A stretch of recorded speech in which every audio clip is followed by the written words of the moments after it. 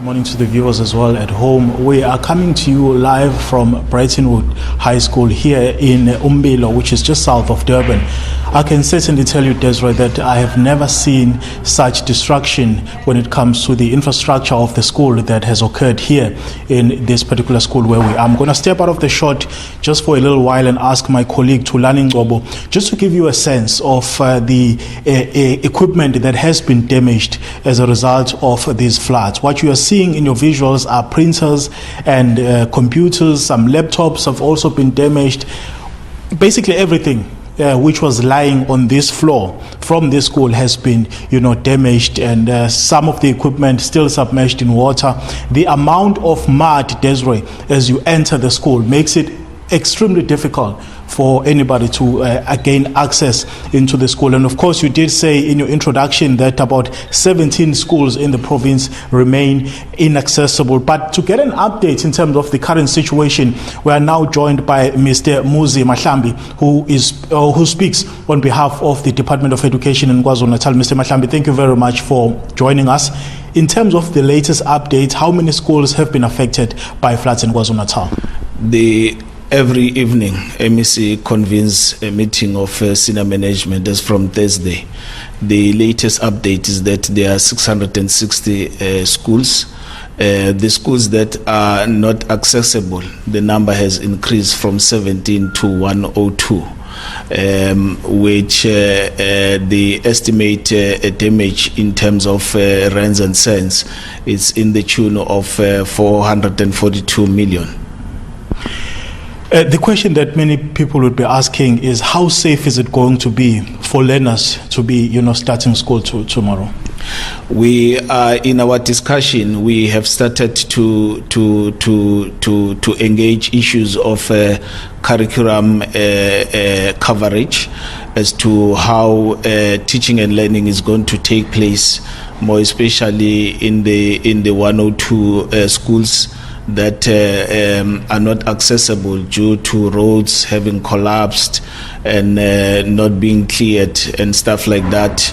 We are looking at many kind of a multifaceted kind of an approach. One of the issues will be temporarily to accommodate them to other near neighboring schools, and we are also looking into the implications of that with psychosocial issues of you having to move to another environment as a learner at this point in time, and as to how we're going to be deploying educators and what happens to educators that will not be able to access the schools and all those issues. We are having a discussion every evening. And to say, if it is for 1 week, what do we do? If it's for 2 weeks, what do we do? If it goes up to a month, what do we do? What we are having comfort in the discourse that we have is that we are building on the experience from COVID-19. When we were this disruption of stop and go, but this one is different in that it's not only not having to go to school because of social distancing, but it's also dangerous in some areas to go to school. So our discussion is taking all those issues on board.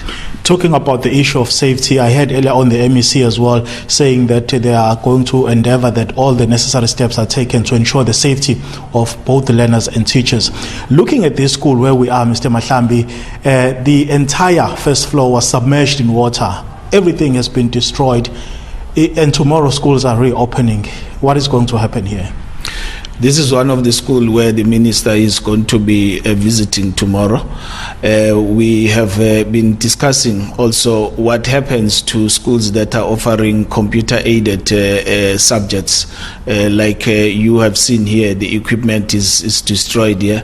We're together with the district officials now, and it's discussions that we are having now in the evening meetings, where we now categorize schools in terms of the severity of damages and what needs to happen immediately. Some of the schools we will provide them with mobile classrooms, but you can see here the structure is solid. It's a matter of cleaning up, and teaching will be able to take place.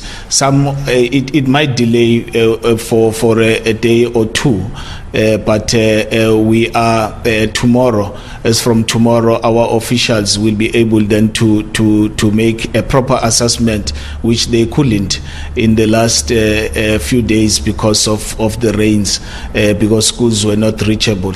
So we will then be having an evening meeting where, after the observations that we shall have made during the day, to then say the actual picture of our physical inspection of what has happened. This is the situation, and then what happens moving forward. Let's talk about the schools that are completely inaccessible, Mr. Mahlambi. What is the approach tomorrow? Schools are expected to resume. Our communication with those schools is that they should not risk going to the school. We have been in communication with the principals, with the school governing bodies, and we are using this platform also to be communicating that message to the parents, to say for this week they should keep their children at home. But the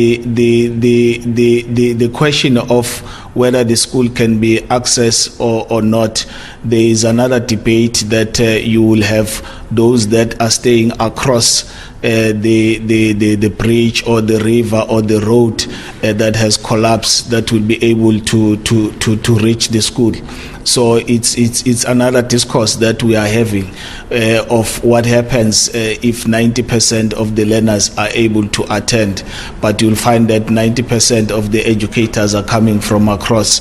What then happens? So it's something that the districts and circuit managers are discussing in order to come up with a localized kind of a solution that we will then discuss in our evening meeting and implement as from tomorrow moving forward.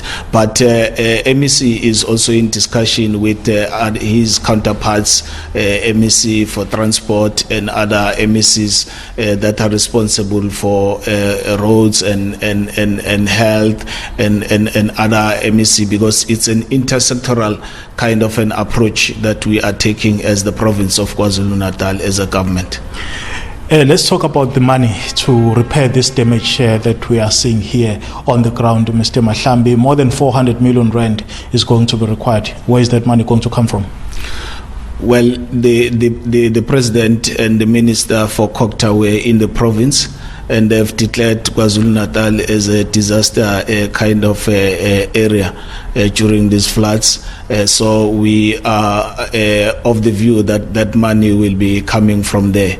But whilst the Treasury nationally is dealing with that, we shall have to do a reprioritization within our fiscals in the province as the Department of Education, so that we immediately avail the finances to deal with this situation, so that we can get the ball rolling speedily. So, looking at the buildings that have been affected, Mr. Mahlambi, like one where we are coming to you from, the issue of the safety is again another topic that may have to be discussed at a later stage, because if you look at this structure, there are cracks all over it, and the floods will subside, the weather will become normal again maybe in the near future, but the issue of the safety now of these structures is going to be in question.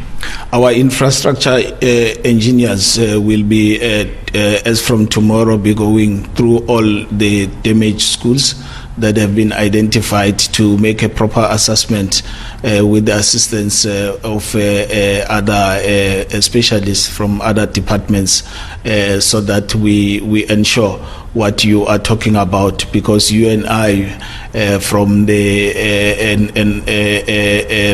layman's person, we can think that the structure is solid, only to find that they might declare it as not fit to be used by learners and stuff like that. So we'll rely on that specialist report as from tomorrow moving forward. Thanks a lot for your time, Mr. Mahlambi. Thank you, sir. That was Mr. Muzi Mahlambi, who speaks on behalf of the Department of Education here in KwaZulu-Natal, giving us an update in terms of the situation on the ground as it stands, with the number of schools that have been affected now standing at just over 600. And of course, those that remain inaccessible standing at just over 100. It's back to you in studio for now, Desiree. Thank you so much for that update, Simphiwe.